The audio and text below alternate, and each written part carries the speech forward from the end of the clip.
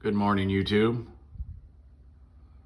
5:30, 05:30, October 1st, 2023. In Miller's Garage, we remember the POW MIAs every day because they are the ones that never came home, which allowed me to be an idiot in my barn. What we have here is a hot fucking mess. So the 5.3 fits sitting under there. That's what's under the blanket. Probably about a 35-year-old bed sheet. Sorry, Mom. But what I started doing was patching holes and straightening out the firewall. My dad, rest his soul, peppered the firewall with buckshot. Wherever he wanted a hole, he put a hole. That's where the AC used to be. That's where the old wiring used to be. I got to get that out of there yet. I'm not, that was the speedometer. Don't remember what that was.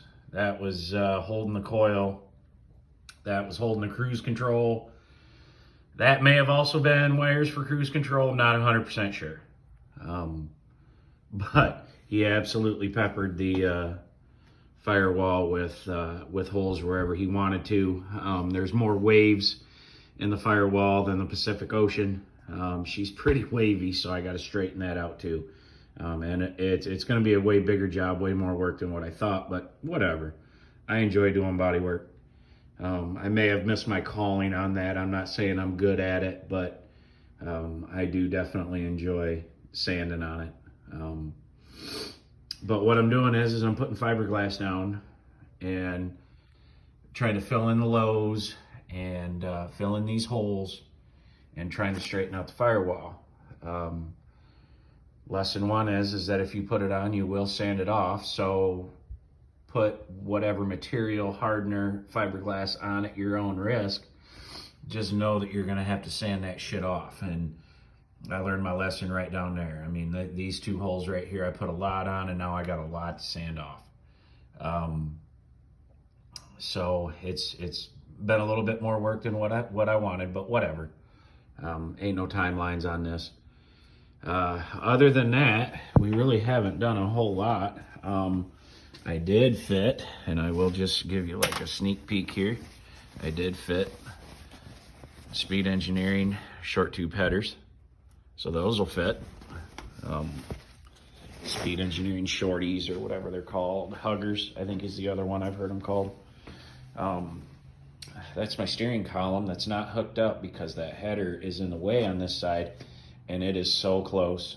Like it is so close. I can't believe how close it is. It is so close to fitting right in there, right with the header and the steering column. The brake booster underneath the steering column will have to move. I'm going to put a Model A brake booster on it and put it underneath the floorboard and kind of hide it. Clean up the engine bay a little bit. But I'm doing fiberglass because that's the only thing I know how to do. And I don't really know how to do it, as I've done it one other time in my life. To do it right, I would say if you ever had this issue, and you knew how to weld and you had steel, I would say definitely weld in, patches in there to patch your holes. That would probably be what I would do, but I simply don't have the knowledge. I have a welder, but I don't want to burn holes in my firewall. And I just don't know how to do it.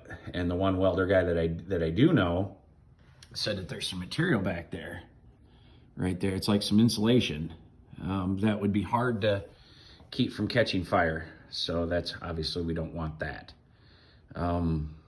Definitely don't want to catch fire. So that's the car, man. We've been working on it slowly but surely. I'll get rid of this shit. But we've been trying to just pluck away at it little by little. My idea is to patch the holes and then basically lay a big piece of fiberglass down in between the seams and kind of resurface it and flatten it out that way. But patch the holes first to get those flat, and then lay you know, a pretty good size piece, you know, say from, like if we were gonna do this one here, like it would be like from here down, all the way down, and then these are serious lows here where these bolts are, but kind of come down and then maybe around it, and then so forth, you know, just keep it off the seam a little bit. But it's going good. I'm enjoying it. I just tell my wife I'm coming out here and working on my son's car because he's the one who's going to inherit it. Makes things easier that way. There's a big red, little red, whatever you want to call it. She's running good. 6 liter, running great. Sounds good too. Had a lot of compliments at the car show.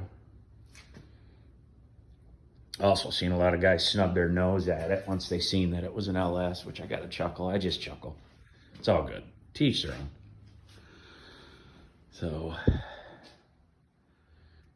hope y'all have a good one. Oh, by the way, thank you. This whole reason, man, I totally forgot. So, I looked at the YouTube thing, whatever the YouTube studio thing is I got to use to make a video.